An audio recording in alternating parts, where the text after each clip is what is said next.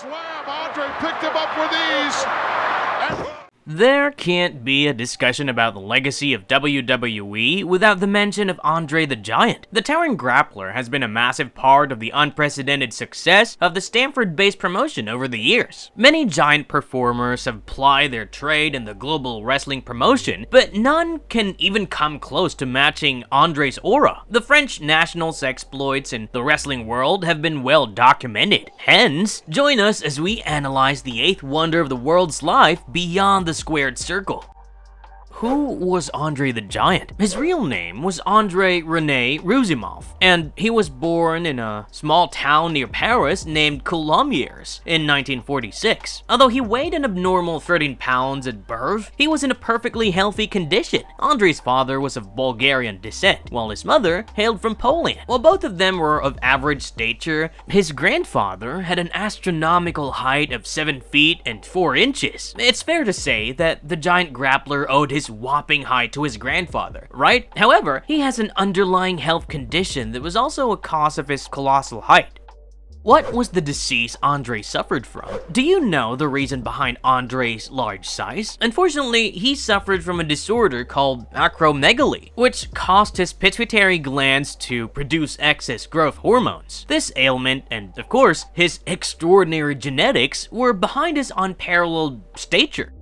How tall was Andre the Giant? Andre stood at an astounding 7 feet 4 inches tall and weighed over 500 pounds. What's more, he possessed massive palms and feet. To put things into perspective, the ring that he wore on his finger was wide enough to fit a silver dollar, and the diameter of a silver dollar is around 38 millimeters. Astoundingly, an average human's finger measures approximately 10 to 11 millimeters roundly. Why did Andre quit school, and who inspired him to restart his education? Coming from a farming family, Andre thought he was destined for the same profession. Hence, he decided to quit school in the 1960s. You'd never be able to guess who persuaded him to continue his studies. Nobel Prize winner Samuel Beckett was the one who insisted that Andre finish his education. He was a friend of his father's, and to ensure that the behemoth attended his school diligently, Beckett dropped him off to school in his pickup truck regularly. Was he in constant pain? It's common knowledge that professional wrestling takes a significant toll on the human body. Years of bumps and impacts between the ropes have long-lasting effects on the well-being of a wrestler. And when a performer is as tremendous as Andre, they are bound to be impacted more than anyone else. The acromegaly condition, paired with the relentless schedule of a grappler, meant that Andre was always in pain during his career. The knee, back, and neck were some of his body parts that was constantly aching. Additionally, as Andre possessed an unnatural frame, he was always at a higher risk of health complications than a regular guy. Why then did he refuse treatment for acromegaly? Even though a plethora of doctors advised Andre to undergo treatment for acromegaly in the 70s, he refused vehemently. Why, you ask? Because the eighth wonder of the world thought it would impede his movement between the ropes and interfere with his wrestling career. Medical professionals warned him that refusing treatment meant certain death somewhere around the age of 40. But, Andre kept entertaining the fans as his top priority, even if it meant compromising his long-term well-being. The signs of health struggles were apparent when WWE's first Hall of Famer was in his mid-30s. Fluid buildup in his heart meant that he had issues with breathing at a relatively young age.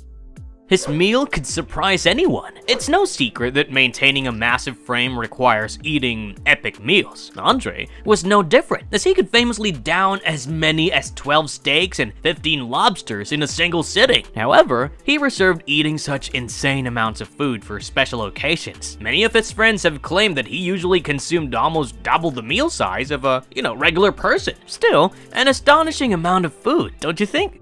Why couldn't he serve in the army? Andre aspired to serve in his nation's army like many other youngsters. In fact, he was even drafted into the French army in 1965. However, his monumental size meant that he could neither fit into any uniform nor get into the bunks. Moreover, he was too large to fit inside the trenches. As a result, the army had no other choice but to reject his candidature.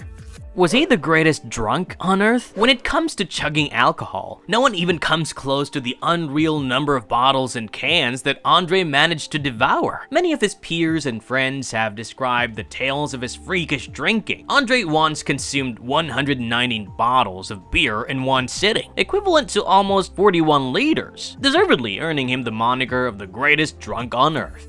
Does he have a daughter? Although Andre's family life is not much talked about, he does have a daughter who was born in the 1970s. His relations with the child's mother were not cordial, and he chose to maintain his distance from his offspring throughout her life, a decision that he is said to have regretted in the final stretch of his life. However, Andre made amends for his absence as a father by naming almost all of his belongings to his daughter when he died. He liked to prank. When a person weighs more than 500 pounds and is a freak of nature, the usual tendency of people is to dismiss such individuals as being a serious or unfunny guy. Well, not Andre, as many of his friends have vouched for. His pranks were as colossal as his size, as he famously moved his friends' cars to poke fun at them. Not only that, he farted on his fellow wrestlers while being engaged in a tussle between the ropes, forcing them into a chuckle. Did he have a film career? Andre's impressive size meant that he was always considered for movie and TV roles throughout his life. After starring in a French boxing film in 1967, he appeared on many TV shows in the US in the 1970s and the 80s. Andre portrayed the role of Dagoth in Arnold Schwarzenegger's 1984 hit film, Conan the Destroyer. However, his most consequential Hollywood part came in the 1987 movie, The Princess Bride. The French grappler portrayed the role of Fezzik in the film. The audience received this character very well, which led to Andre being recognized in the mainstream.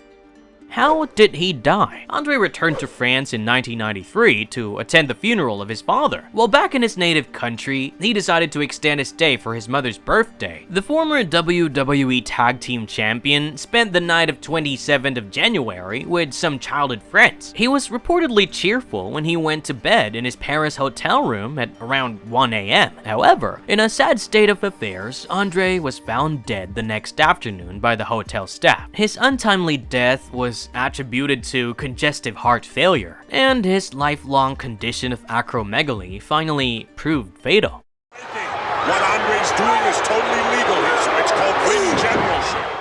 Marvelous verdict. The most precious thing about Andre the Giant is that there will never be anyone like him again. Everything about the 500-pound performer oozed greatness, from his massive size to extraordinary wrestling skills. Andre's life journey, which took him from a humble French village to the dazzling wrestling world, may appear glamorous from the outside, but, from the inside, every day of his colossal life was a struggle, be it physical pain or his failure to mix in with the regular population. But the eighth wonder of the world, sheer will, was as big as his size, as he never gave up. What's inspiring is that he underwent all these rigors of life with a positive outlook toward life. Andre's peers and friends remember him as a kind, light-hearted individual who always saw the bright side of existence. It would not be an overstatement to say that the 7 feet and 4 inches grappler may have been the most significant wrestler ever to step foot in a WWE ring.